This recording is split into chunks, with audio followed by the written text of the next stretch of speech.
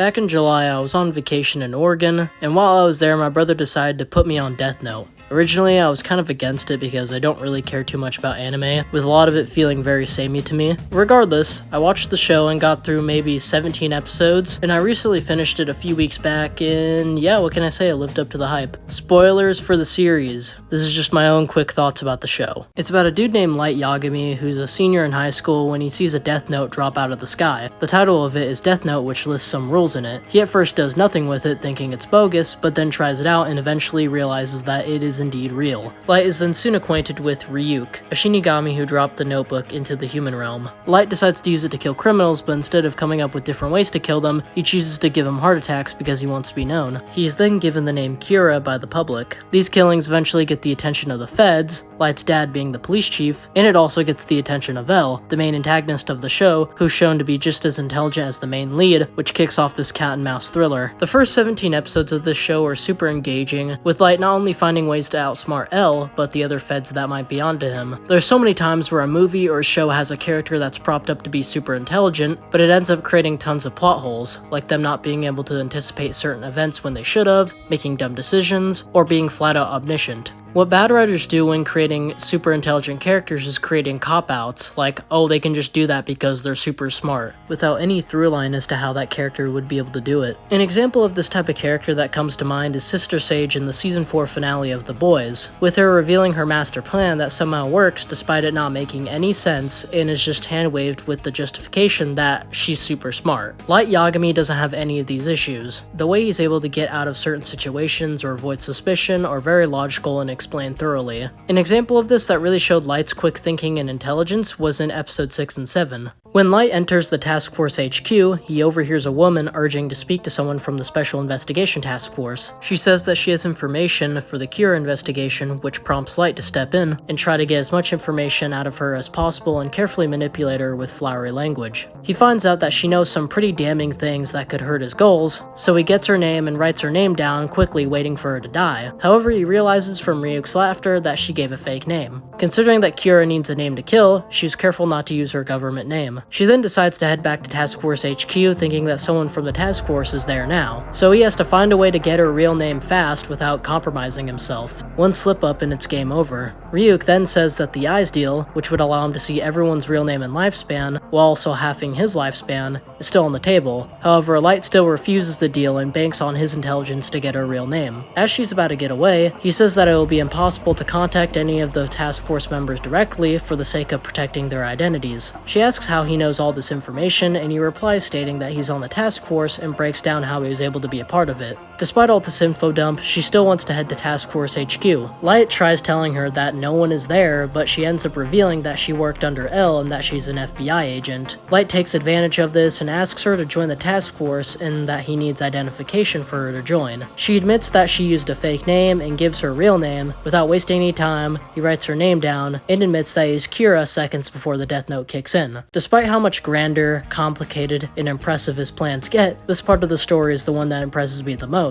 Before this point, we've seen that he's pretty smart with the whole elaborate bus plot, but here, he's thrown into a situation with zero planning and has to solely rely on improv. And not only is his word choice great, but his line delivery is what gets him off scot-free. Being able to juggle all of this in the heat of the moment and being short on time is what really got me immersed into this show and the character of Light Yagami. We get a taste of how threatening L is in the second episode. There's a broadcast on TV, and on that TV we see L, or so we think, where he says he's going to catch Kira and bring him to justice, and that what he's doing is evil, which pushes Light over the edge. He then puts his name into the Death Note, and he dies. However, it's revealed that this was a trap.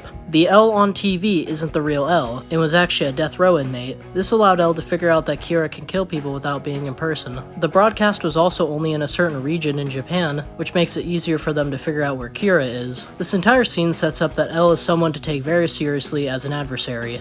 I really like how the show explored the rules and the mechanics of the Death Note. Instead of dumping a bunch of exposition whenever, Light tests out how the Death Note works and explains it while showing what happened to his test subjects. And when they introduce new stuff that we haven't seen from the Death Note, it doesn't contradict past plot lines or create plot holes. The show really ramps up in tension once L starts going undercover as a student to try to get closer to Light and find out if he's Kira, and admits to L that he's Light, but doesn't give away his real name. And he asks Light to join the task force, which he of course does, to get closer to finding L's real name. name. Then episode 11 comes around and it's from the point of view of the task force, where they see on live TV Kira's tapes, and they attempt to stop the broadcast. And you think that Light is behind this, only for the episode to reveal that he has nothing to do with this. I thought this episode was kinda neat because the entire time we think Light was the one who sent those tapes into Sakura TV. And we're also only following the task force, so we're pretty much left in the dark. And the reveal that there's a second Kira just opened a whole nother can of worms. With the show now introducing multiple Death Notes, but if the second Kira gets caught with the Death Note, it could have disastrous consequences for him. So he ends up making contact with the second Kira, who's a girl named Misa Amane, who's a Kira stan and will do anything for Light, so he tries to keep a tight leash on her. She also has a Shinigami who will do anything to protect her,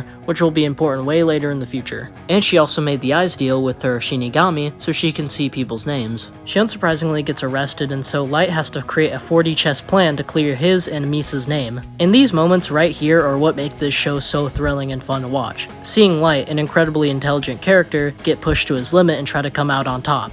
With him creating 20 different failsafes that think way far into the future. Light also goes into solitary confinement to prove his innocence, where he relinquishes ownership and loses his memories of the Death Note. And people start dying again, which clears Light and Misa. However, now without one more theatric, in which Light's dad says that him and Misa are going to be executed and that he'll kill Light and himself. Amazing scene overall, but if I had to nitpick, it's that his dad shot a blank directly in his face, which still probably would have killed him, but whatever, it's an anime. After this though, Light and the task force are trying to find the new Kira, and I found this arc to be kinda boring. Not bad by any means, it picked up for me in the last 3 episodes or so, but it still bored me, so I took a break in the middle of this arc and came back to it on a later date. One detail I did notice though is how Light's eyes changed and became bigger and more expressive. His whole behavior changed after relinquishing the Death Note, which leads me to question whether the Death Note corrupts the user or not. Because Light seems to be a good person who's adamant on catching Kira, and all of his sinister character traits were gone, although there's nothing stated in the series that the Death Note corrupts the user. But when Light touches the notebook again, he reverts back to being evil and his eyes change. So, I don't know, but it makes for an interesting conversation. Anyways, Misa digs up the other Death Note, and her memories come back to her, and she does the eyes deal again. Light sets up a plan where L would suspect Misa, so her Shinigami kills L and his butler to protect Misa. And this death hit me like a truck. I expected him to die later or win against Light, so it surprised me that he died as soon as he did, and as he died, Light revealed his smile. I really like how this death scene was executed in terms of the editing, having him fall in slow motion and having the sound of a knell in the background while flashing random images from his life. I hear the bell. The bell? Yes. The sound of the bell has been unusually loud today. I don't hear anything. Really? You can't hear it? It's been ringing non-stop all day. I find it very distracting. I wonder if it's a church, maybe a wedding, or perhaps I really like the detail of the red surrounding the room, cementing Light's victory over L. I beat you! Considering that Light's main color in the show has been red, while L has been blue. This entire scene is Kino. I then took a break after his death and then came back to finish the last part of the show. The show introduces Mello and Nier, who are supposed to be L's successors. The beginning of this saga is Mel trying to do everything in his power to get the notebook that the task force has, with Light also trying to get help from the SPK, which is Nier's group. I thought Mello was a pretty cool character, mainly due to him being a very different antagonistic force compared to the others that Light has dealt with him going above and beyond to get what he wants, straight up kidnapping Light's sister to get the notebook. He's pretty much the ultimate wild card of this show. Anyway, during this, Light's father makes the eyes deal with Ryuk. Light relinquishes the notebook but keeps a piece on his body so that he doesn't lose his memories. During a raid that involved getting the notebook back, Light's father ends up getting fatally injured and dies in the hospital, but before he died, he could see Light's lifespan, proving his innocence. This death also shocked me because ever since it was revealed that the police chief was Light's father, I thought he was going to eventually figure out the truth, not a matter of if, but when, and I was entirely wrong.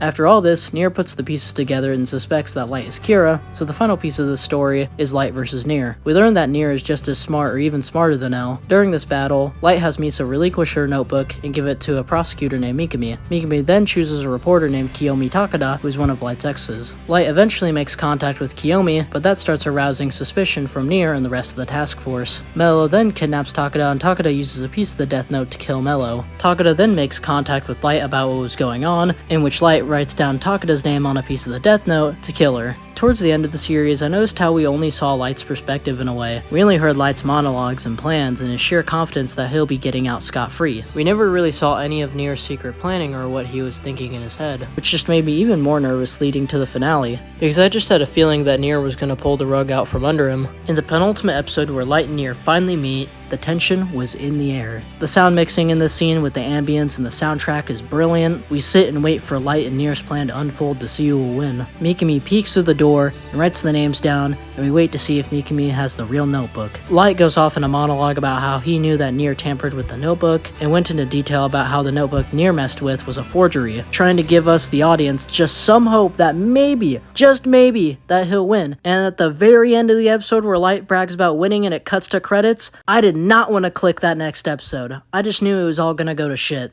Suspense is what's going to happen. Terror is you're afraid you know exactly what's going to happen and you don't want to see it. You do not want to see what you think is going to happen and you think the worst. And you're afraid you're right. And if you care about the character, it's even worse. So the notebook that Mikami used was actually a fake. Nier was a step ahead of Light, and thus, his fake notebook plan worked. They take the notebook and find out that Light's name wasn't written down, and honestly, if Light didn't have such an enormous ego, he probably would have been able to slip through the cracks. But he just had to celebrate early. But no, you just had to blow it up. You and your pride and your ego. You just had to be the man. If you'd done your job, known your place, we'd all be fine right now.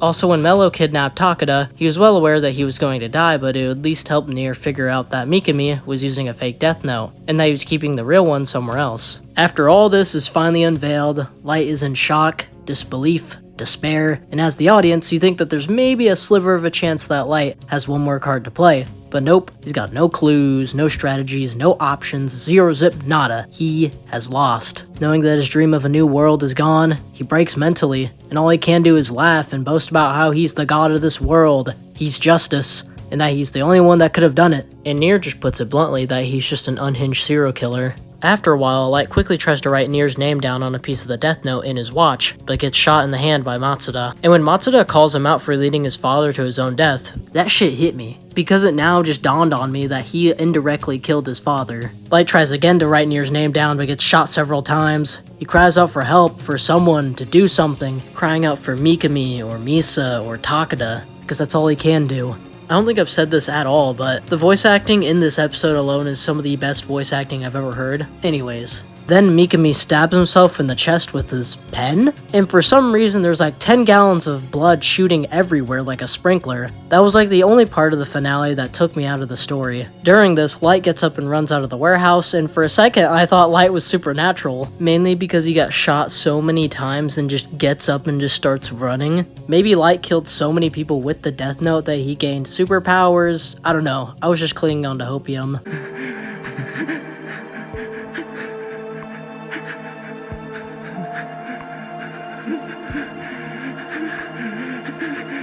As Light is running away, Ryuk gives a final monologue about how he's going to write Light's name down in the notebook, which is part of an agreement between a Shinigami and a human who picks up the notebook. He says that it was good while it lasted, and kills Light. And my brother pointed this out to me, that Light dies in the middle of the staircase, symbolizing that he can't go to heaven or hell. Bitch, I see what you did there. And I found the end credits to this episode to be very chilling, showing Misa on top of a building implying that she jumped, showing Light's last moments with him seeing what appears to be the ghost of L before closing his eyes. And that final shot of Ryuk over the city of Tokyo is fantastic, which same can be said with the music choice in this scene. And that's the end of Death Note. I don't know if it's in my top 5 or top 10 favorite series, but it definitely has one of my favorite finales easily, with me constantly on the edge of my seat and having tons of adrenaline and anxiety, waiting to see if Light will win, seeing if he can get out of it. I haven't felt this much of an adrenaline rush from a finale since The Shield. Anyways, thanks for watching. Like and subscribe, and I'll see you in the next vid.